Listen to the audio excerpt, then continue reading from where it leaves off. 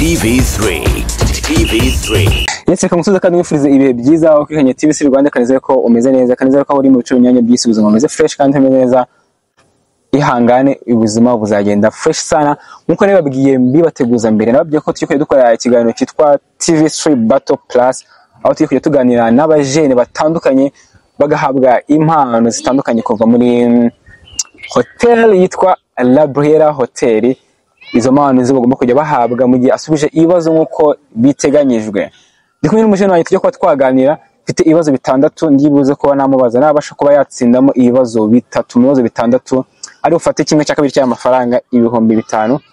Natsindira ibibazo 4 mu bibazo bitandatu ari butware amafaranga yose ibihumbi 10. Mbese intego ziwe nuko agomba gusubiza ibibazo 4 cyangwa 3 mu bibazo bitandatu. Are you ready? I'm ready. Meze bo. Turi kumwe nande mbere na mbere. Muri kumwe na Olivier. Olivier. Yes. Meze neza nta kibazo. Meze bya. Urumva uri guhangana na challenge za TV3 Battle Plus. Ndagerageza tu. Are you ready? I'm ready. Twibuse ikibazo cya mbere cyanye kiragera kiti. Akarere ka Nyarugenge.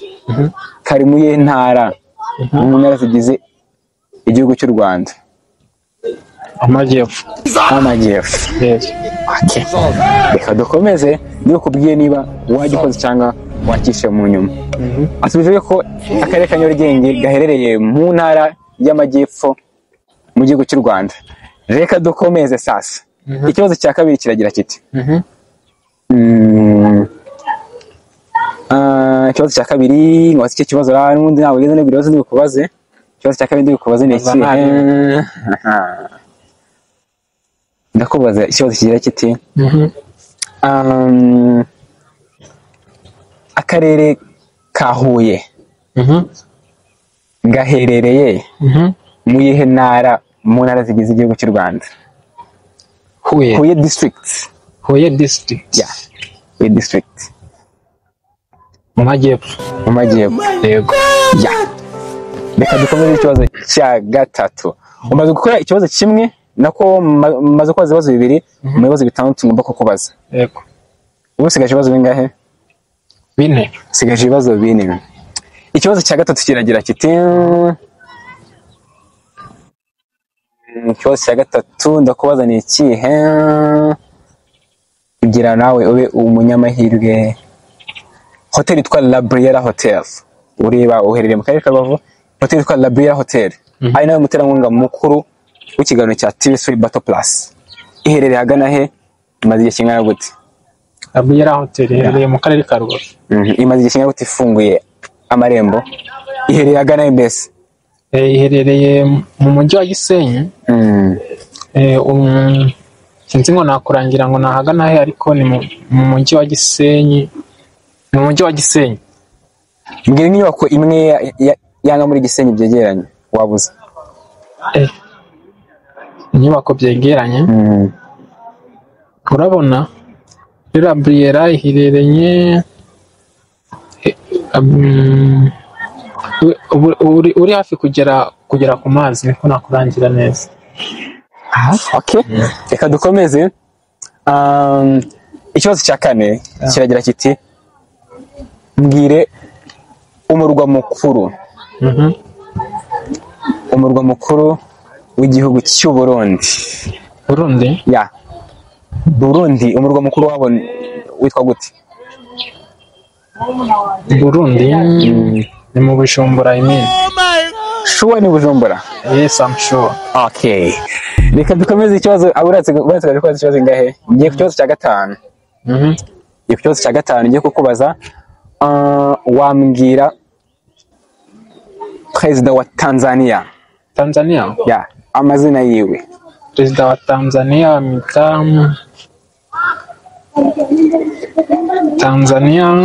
bamwita Museveni. Okay, reka dukomeze n'ikibazo cya nyuma ari nacyo gisoza ikiganiro cyacu cya TV3 Rwanda Battle Plus. Ikibazo giye gusoza ngiye kubazaho ni ikibazo cyoroshye cyane umuntu wese yabasha kuba yasubiza mu gihe yumva koko akwiye kuba yabisubiza. Mbwire amasomo 4 yigwa muri primary guhera mu wa 4 kugeza mu wa 6. Amasomo 4 yonyene. amasomo ane yigwamo. Biga science, Ufite amasegonda 30 yo kuba umbwira biga amasomo ane. imibare, bakiga science, bakiga social study, bakiga n'ikinyarwanda. Thank you so much. Bakozi ba TVC Rwanda ndetse ndi kumwe na mugenzi wanjye Olivier yatangiye twibwira ku bwawe uri kumva ari nk'ibisubizo bingahe wakoze ugereranyije? Ku bwanjye batekereza ari nk'ibibazo bine. Waba ikibazo nakubajije? Yego. Ikibazo cya mbere nakubajije, ikibazo cya mbere nakubajije amajije akarere ka Nyarugenge intara gaherereyemo, akarere ka Nyarugenge gaherereye mu ntara y'umujyi wa Kigali. Ikibazo cya kabiri nakubajije akarere ka Huye intara gaherereyemo cyo wagikoze gaherereye mu ntara y'Amajyepfo. Ikibazo cya gatatu nakubajije ni kihe kibuka neza? amajije n'ikibazo cy'ahantu Gabriela iherereye. Gabriela iherereye mu mujyi wa Rubavu, rwose mo hagati opposite na Habib building.